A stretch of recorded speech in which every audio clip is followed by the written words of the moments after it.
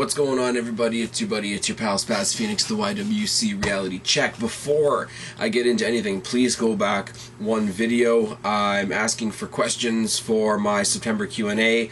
All the questions will be received from the video previous to this one, so go back one video.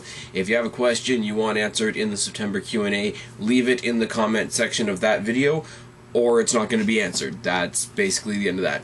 August 6th Raw review. Here we go. Anybody out there getting sick of the 3-hour era already? I really don't see where you're coming from, because granted, there are a couple things in this show that I don't exactly agree with this week, but on the whole, this was still a great episode with a lot of great fine points that I'm going to, tap into when the time is right. We open up the show and I don't know about in other places, but here in Canada, this is the first time that the show has opened with its new, I don't know what you call it, that entry Raw, sort of music video package for the new music. I think the song's like either called Tonight or Tonight is the Night or whatever. It's not a bad new intro. It's not exactly my kind of music. I would like it if it was still more of a rock thing, but for what it is, it's not that bad at all. Very well done, WWE. We open up with AJ.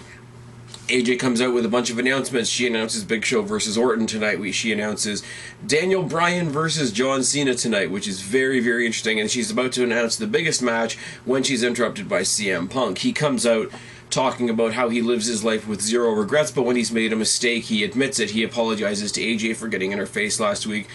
You deserve respect because you're the new GM. I deserve respect because I'm the WWE champion, but we both make some mistakes, and you made a mistake when you set up the triple threat last week. And AJ basically says the triple threat match is staying at SummerSlam.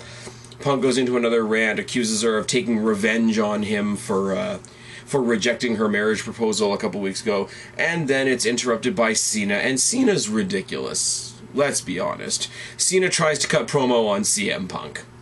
And anybody with a pulse knows how that goes. Let's go Cena. Cena sucks chance all over the place. Brags about his 11 world title reigns. Nobody cares. Tries to put himself over as an underdog. Nobody cares. Tries to kiss AJ's ass. Nobody cares. Basically, Punk says, you will all respect me in one way or another.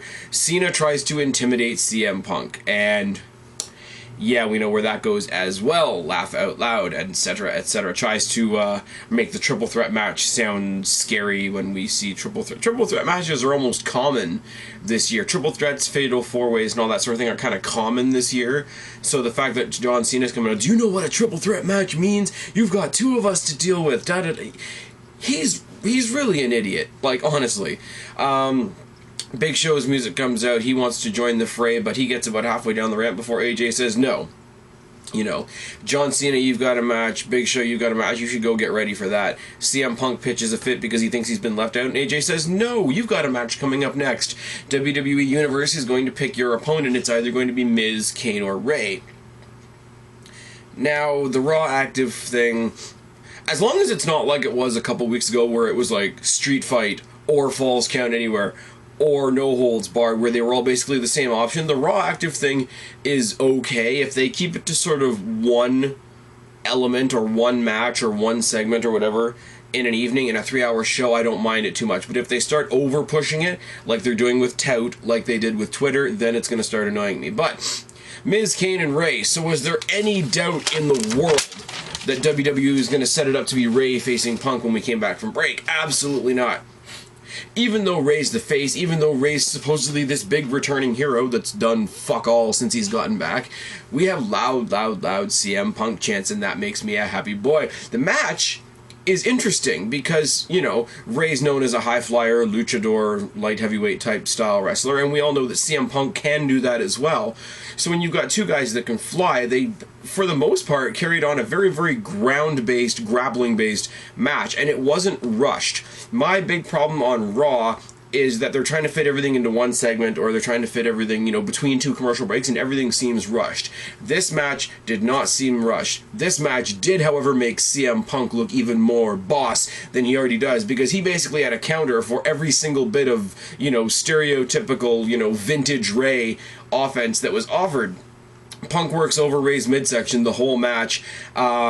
Ray manages to get a 619 in, but the splash is blocked with CM Punk's knees, and that I can speak, I swear, and I know I say that at least once a video. Two things. I have to sidetrack for a second. You guys are great, and I love everybody's sense of humor. But there's two people in two separate occasions that have said I should get T-shirts made for this channel, and one of the T-shirt suggestions was for me to get a T-shirt that says "I can speak, I swear," because I do that a lot. And the other one is when I yell at my phone and say "fuck off, I'm doing a video." Somebody told me I should do a "fuck off, I'm doing a video" T-shirt. I don't take those as jabs. I think that's hilarious. I think I'm far from perfect, so you guys wanting to have a bit of fun with me, I want to encourage that. So don't be shy. You want to joke around with something. If I majorly botch something in a video, please make a joke of it. Please have some fun on this channel, and I might even consider getting an "I can speak, I swear" shirt made. Maybe. I love the suggestions. I love the lighthearted humor. I love the fun.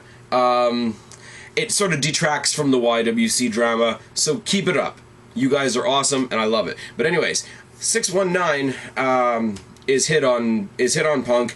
Ray goes for the splash. It gets blocked by CM Punk's knees, and the ending result is a GTS, and Punk gets the win. Now, everybody's gonna think I'm hating on Ray, but this is the only way this match could have gone. Really. Ray has done fuck all since he's been back, and CM Punk is the torchbearer for the company. Notice I didn't say he's the face, because we all know that's John Cena, but he is the torchbearer. He is the one carrying the 20 pounds of gold on his shoulder, and he's got a triple threat match to get ready for at SummerSlam. If he loses to Ray, who's done nothing since he's come back really, except for, you know, get one cheap shot beatdown on Alberto Del Rio, how does that make him look good looking into SummerSlam? This was the only way this match could have gone. Ray looked good, Punk looked better, and we move on. Alberto Del Rio is shown in the back, clearing people out of the way so that he can get into his private parking space, and that's fantastic, I think. And then, this made me excited. This got me going. I am not a huge Wade Barrett fan, but the video package, sort of ad promotion, hype video, whatever you want to call it, for the return of Wade Barrett really makes me think that they're going to do something big with him when he gets back. And that's cool, because we need somebody new. I mean, the title pictures are very narrow at the moment. I mean, when Rock announced that he was going to fight the WWE Championship at the Royal Rumble, we're all thinking, okay, is it going to be Cena or Punk? There should be more than two options of who's champion in the entire fucking company. So Wade Barrett, if he wants to come back, make a big splash, insert himself into the main event scene, at this point it won't hurt my feelings at all. It really won't. But that was that. Alberto Del Rio and AJ, Alberto Del Rio basically tells AJ, yeah, I'm not competing until SummerSlam, and AJ says, well, I don't have you in a match tonight anyway. He's like, good, I didn't think you would have me in anything crazy like that. And she reacts very badly to being called crazy, or the inference that she could be crazy, and says you're in a match next. The match that comes up next is Christian versus Alberto Del Rio, and it is what it is. Alberto Del Rio needs to look good going into his match against Sheamus for the World Heavyweight Championship. There is a video coming as a response to Dalyxman's video about my feelings on Sheamus and Santino Marella and their respective championship reigns. I haven't done it yet, but it is coming. I urge all of you, go check out Dalyxman's channel. Check out his video on Sheamus and Santino Marella and how Alex thinks they're doing as champions. Everybody go check out Dalyxman. If you haven't subbed already, do it now. Moving on. We start the match with Alberto Del Rio mauling Christian, working over Christian's arm. That's basically the whole story of the match, is Alberto Del Rio working Christian's arm.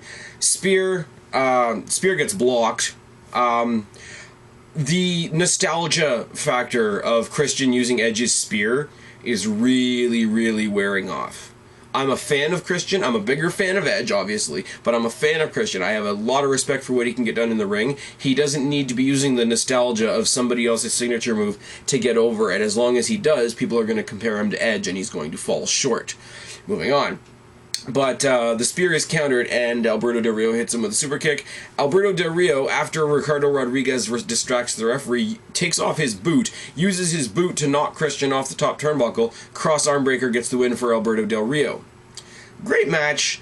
on how it ended with the whole boot thing, because it's, you know, shades of Kurt Angle and Eddie Guerrero at WrestleMania. But it was an alright match. The psychology was good. Work over the shoulder, and the right guy went over. Christian has nothing to do going into SummerSlam, and Alberto Del Rio has a championship match that he needs to look good going into.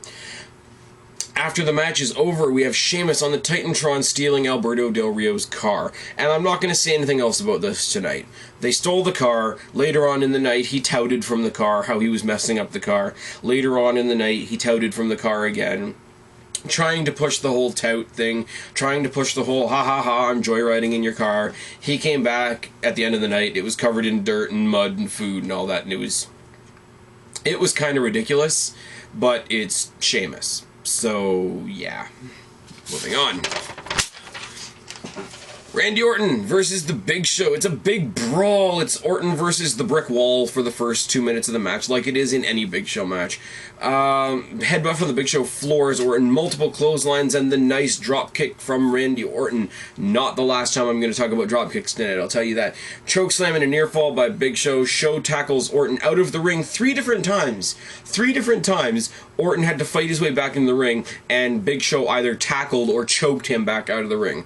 Show eats ring post on the outside, comes back with a gigantic looking spear, because, you know, not enough people are using the spear already, and that's enough to cause a double count out. Now, here's my point. I am aware that this is going to make me sound like an extreme hypocrite, considering what I just said about Ray a couple minutes ago, but I know you have to build Big Show up to look big and huge because he's in the triple threat match for the WWE Championship at SummerSlam against Cena and Punk. Nobody believes he's going to win, so trying to give him credibility at the expense of Randy Orton is ridiculous. Randy Orton, who isn't in a title picture and should be, is giving up his name and his credibility to Big Show, who nobody gives a fuck about in any title picture in perpetuity throughout the universe. Moving on. Big Show eats an RKO after the match, and that makes me a little bit happier about the situation. After the break, we get Hawkins and Reks versus Ryback. Not so much of a squash. Not so much of a squash is pretty much all I can say. Lots of double teaming and shady tactics by Hawkins and Reks, who are clearly the heels, but in the end the result is the same, and Ryback is still the unstoppable force. Moving on. Primo and Epico versus the Primetime Players. The Primetime Players ride hard the power game through most of this match.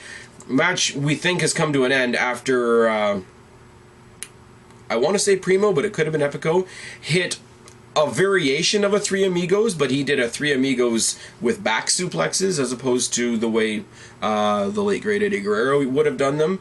But he hits 3 back suplexes in a row on Darren Young, and they're about to leave. They are about to leave. They are blocked by R-Boom. R-Boom pushes them back into the ring. And with that distraction, Primo gets the backbreaker, and Primo and Epico get the win. I don't know how to feel about this because we don't know when Primetime Players are going to get their title shot again, or are going to get a title shot again. But the story's going kind of in 2 directions right now. Primo and Epico obviously want a tag team title shot, but they still haven't exacted their revenge on the Primetime Players in AW. The Primetime Players in AW have to worry about Primo and Epico and the whole revenge factor, and they're chasing the belts. So the only way this can really end, and I really hope they do it at SummerSlam, is a triple threat tag team match. Or, if you want to make me really, really happy, throw in Hawkins and Reks, make it a Fatal 4-Way. We haven't seen a Fatal 4-Way tag team match in a little while, so it would be good. It would get more tag teams involved, it would get more attention put on the tag team division, and it might get them more time on a pay-per-view card. Just putting it out there. Oh dear. From the I could not be paid to give a shit column, we were supposed to have Brodus Clay versus Damien Sandow, but it didn't happen because Brodus Clay's dancing is contributing to the delinquency of the universe, and Damien Sandow's the martyr and whatever else he, you know, I am your savior and I am your martyr. So he interrupts the dancing on the stage and fucks up Brodus Clay's leg for like a minute, and then they go back to commercial break again. I don't care. An attack storyline like this would have impact if either the person doing the attack or the person being attacked I gave a shit about. Like, I don't give a crap about Damien Sandow, but if Damien Sandow were to attack, I don't even know, some mid-card. If Damien Sandow were to attack somebody like a Justin Gabriel, if Damien Sandow were to have all these vicious assaults on somebody like Christian, for example, horrible example, but some people might say Santino. I don't know. But I don't give a shit. Attacking, I don't give a shit. So therefore, I definitely cannot be paid to give a fuck about this segment. Moving on. AJ tells Daniel Bryan that no matter what the doctor says, this is in the back, obviously. AJ tells Daniel Bryan that no matter what the doctor says, she still thinks he has anger issues.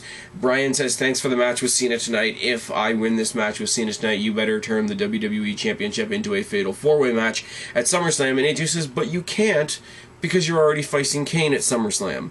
And that's it. So now we have Daniel Bryan versus Kane at SummerSlam. Whoop-de-doo. And on top of that, Charlie Sheen will somehow be involved, apparently. Oh, we finally got Divas on Raw. Not that it was any good. Kelly versus Eve. And this is where we go cookie cutter WWE. Eve carries most of the match, and Kelly, because she's Mrs. Cena, Super Cena is her way to victory, and I proceed to cry a little bit inside. Breaks my heart, just a little bit. Women's wrestling could be good, but we still have Kelly. Moving on. We have Shawn Michaels come out because we are in San Antonio, and later on, after the show was over, apparently, like, just for the people that were there in San Antonio, they did a big Shawn Michaels appreciation night. I think this is pretty cool. The last time I went to SmackDown in Toronto, they did, after the show was done, they did the big appreciation night for Edge, and it was really cool. And if it was anything like that, the folks in San Antonio really got a treat. But Shawn Michaels is there. He says he loved the DX reunion on the 1000th episode of Raw. He thanks the universe for allowing him to be part of such a historical night. He said he had to come back tonight because of it being in San Antonio, being his hometown show and all this. And then he gets on to the topic of Triple H versus Lesnar, and he's interrupted by Heyman and Lesnar. And Heyman basically says, I would ask your opinion because you're the greatest entertainer in the history of the WWE, but for this match, Brock Lesnar is not trying to be an entertainer, he's trying to be a fighter, so your opinion is null and void, da-da-da-da-da. And Shawn Michaels says what he says. He backs up his buddy. He says if it was anybody else, Brock Lesnar would definitely be the man. And I think that's cool, because he kind of put Lesnar over a little bit in his own Shawn Michaels-ish kind of way. But he says, but this is Triple H, and you've gone somewhere with Triple H that you definitely shouldn't have. You attacked, his family, you attacked his kids, etc. I'll be rooting for Triple H when SummerSlam comes around, because I'll be in his corner. Lesnar grabs the mic, which is interesting, because we all know Lesnar's not the best on the mic. Heyman usually does most of his talking for him, so when he does grab the mic and give us a little soundbite, it is kind of effective. It's a lot like early days Undertaker, when Paul Bearer would carry most of the speaking, or most of the little what do you used to call them when they were in the back, or when they did the scenes at the graveyard or whatever they did, and Paul Bearer would do most of the talking, and Undertaker would give like a little soundbite at the end, and it would be effective because it was short, sweet, and to the point. That's what Lesnar did tonight on Raw. He says the only reason you bet on your buddy Triple H is because you've never fought me. Triple H comes down and sort of evens up the scores, and Lesnar backs off, and Heyman backs off. Lesnar still has the microphone, and he says, Triple H, I'll see you at SummerSlam. Shawn Michaels, I'll see you before then. So he's being all, cryptic and stuff like that. Big old threat to Shawn Michaels will do nothing but ramp up Triple H some more for their match. It's all good. After the break, we have Alex Riley, of all people, versus Dolph Ziggler, Jericho on commentary. I don't know what exactly the purpose of it is, but I love the fact that every time we see Jericho these days, he's in a Ziggler t-shirt. It's a mind game. It's a little tiny sort of one of those Jericho, why is he doing that thing? And because we don't know, we assume that Ziggler doesn't know, and the mind games go on from there. The match is average. It's a great showing by Alex Riley, who we haven't seen on Raw in a long time. Ziggler is another one, like Orton. You can't have a Ziggler or an Orton match without seeing a great dropkick. while he's showing off, he sort of plays to Jericho on the side. Jericho gets up on the announce table. This is why I say they're really pushing the tout thing. Jericho gets his phone out and he says he's going to start touting the match that's going on in the ring. That's enough to distract Ziggler, and Alex Riley gets the roll-up victory. Yes, Alex Riley beat Dolph Ziggler. Alex Riley beat SmackDown's Mr. Money in the Bank. So theoretically, Alex Riley beat the next World Heavyweight Champion. Not sure what to say about that one, if I'm honest. It's announced before we go to commercial break that because Kane and The Miz, neither of them were voted to face Punk earlier in the night, they're going to face each other. Not much to say about this match either. Miz outsmarts Kane for most of the match. He's quicker, faster, he's able to get out of the way, this, that, and the next thing. Kane goes for a boot, Miz moves, Kane gets his foot caught up on the top turnbuckle, those kind of things. Again, we see a lot of psychology. Miz working over Kane's leg the entire match. Doesn't help him, though. Ultimately, a chokeslam does get Kane the victory, which makes me wonder what they're doing with The Miz. Because think about this. We had a WWE poll, and we all know the WWE polls are bullshit to begin with because they're written long before the show goes to air. But theoretically, you've made it look like the WWE Universe doesn't want Miz in a match with Punk.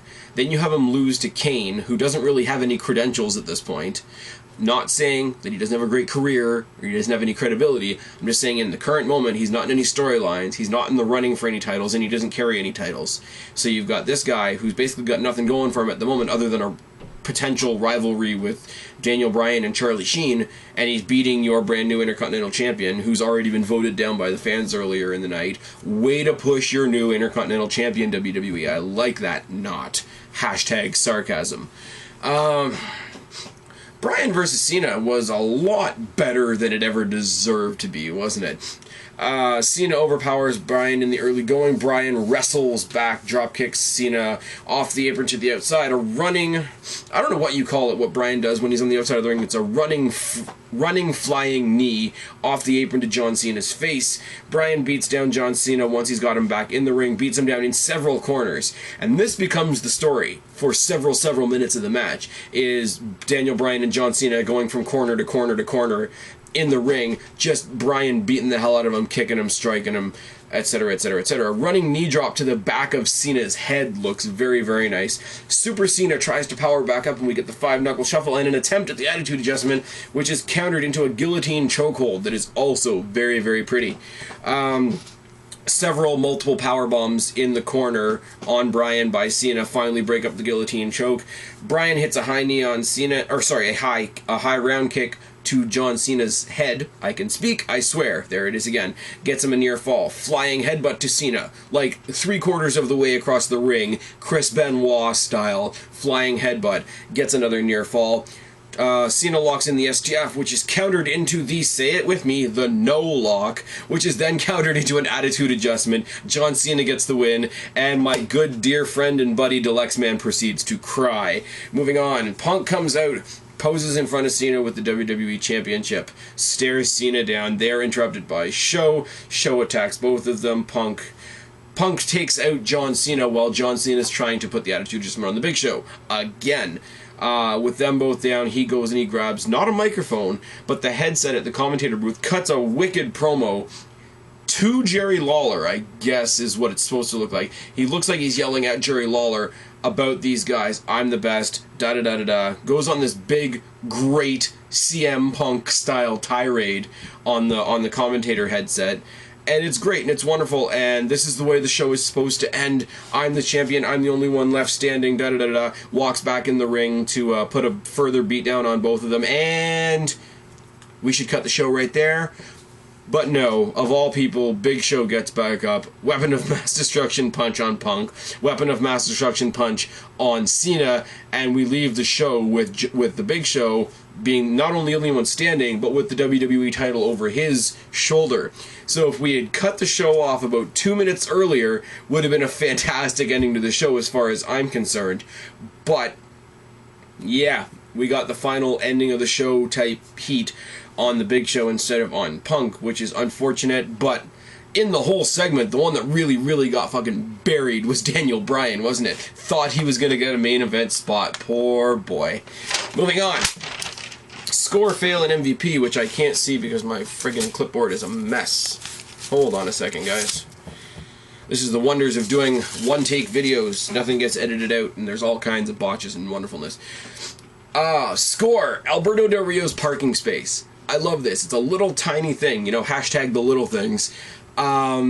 Just shows how cocky he is. Shows how used he is to having the world handed to him. Yeah, of course I have a guaranteed parking spot. Of course I have a reserved parking spot right next to the building because I'm Alberto Del Rio. That's beautiful. I like that a lot. Wade Barrett's hype vid, I already said it. Barrett's saying again, I'm excited to see what they do with Barrett when he comes back. Supposedly he's coming back to SmackDown in the next 2 weeks, so we'll see what happens there. Tonight, here's the biggest point I will say about tonight. Tonight was a great night for matches with good ring psychology. Christian's arm, Rey Mysterio's midsection, and Kane's leg were 3 prime examples of fantastic ring psychology tonight in the matches that we got tonight. Fantastic. You know, there's certain young guys that I like to push, certain guys that I like to see. It's great, to me anyways, even though, you know, they weren't used in any phenomenal way. Alex Riley, Kurt Hawkins, and Tyler Reks being on Raw makes me a happy kid. Hawkins and Reks should be in the title picture, but they're not. Alex Riley should have at least one mid-card championship reign under his belt by now, but he doesn't. But maybe we'll get there eventually. AJ Lee's mind games on Daniel Bryan are fantastic, and there's not even anything I can add to that. Jericho, when he was on commentary tonight, he was looking at his opponent, you know, somewhere. It hasn't been announced for SummerSlam yet, but I'll assume it's going to be at SummerSlam.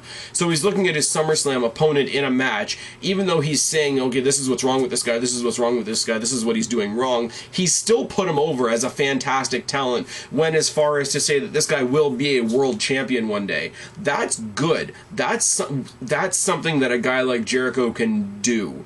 He can come in there, even though he's the opponent, still puts his opponent over as a fantastic talent. I like that. I wish more people would do that. Now we're on to the fails. Cena in promos with Punk. He just shouldn't try. If he wants to be in a promo spot with Punk, then just let him stand there and do Cena angry face while Punk cuts good promo. And don't take up the airspace and don't pollute my ears with your attempts at bad promos, Mr. Cena. Moving on. The commercials for SummerSlam. Not only are they only focusing on one match, which is always annoying, and I know that's what they do all the time, they sell it based on the main event, but it's something that I always find annoying. But the stupid, lame, there's a storm coming, you know, sort of newscaster gimmicky commercial is really lame and annoying. I don't know if they're doing it on everybody's stations over in the States, over in the UK, whatever.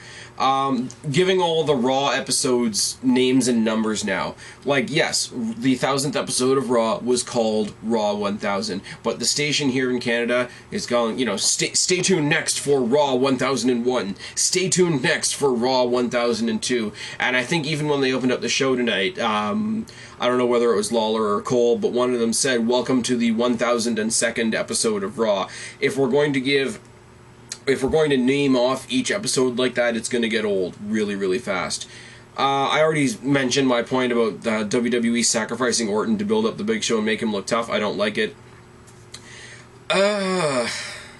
Kelly's back. Whoop-de-doo. There's a whole lot more blowjobs going on in the backstage area now. I'm sure that makes somebody happy.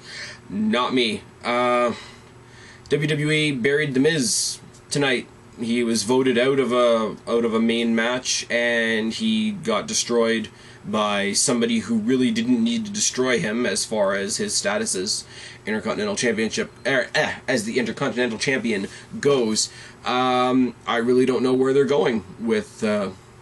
I don't know where they're going with Miz from here. I hope they give him something to do while he's got the Intercontinental Championship, or it's just going to become a decoration. But yeah, anyways, I don't understand where WWE is going sometimes, but it was still a great show, so I'm not going to sit here and rant about it forever. Let's look at the Fave 5. Punk beat Mysterio tonight. Awesome stuff. Somebody tell Mysterio you need to be at least this big to contend for the WWE Championship. Anyways, moving on. Orton Didn't win his match against the Big Show, but didn't exactly lose either, and he got the last word with a very definitive RKO. Moving on, Miz was not chosen to fight Punk in the WWE poll and then lost to Kane. He had a bad night. Rhodes, we've already established, is never on Raw anymore, so fuck that. Ziggler lost to Alex Riley, and that, I'm a fan of Ziggler, but that just makes me laugh. MVP of the night has to be CM Punk. Because even though he went off air tonight on his back, thanks to the Big Show, everything that's coming his way, be it John Cena, be it the Big Show, be it AJ Lee, be it the fact that he's got a triple threat match, be it the fact that he had an unannounced match against Raw tonight, he still walks out 9 times out of 10 with his head held high, with his hand held high, holding up his WWE Championship, and he's still the torchbearer for the company. So who else can I name as the MVP of Raw? There isn't anybody. Anyways, guys, that's my 2 cents. Please go back one video, drop your questions for the September Q&A. After that, I've been Spaz, your YWC reality check. Subscribe up there, talk down there, start a conversation, keep my conversation going. Don't be a stranger. I'll talk to each and every last one of you later, but for right now, I am tagging out. Bye, guys. Get up, come on.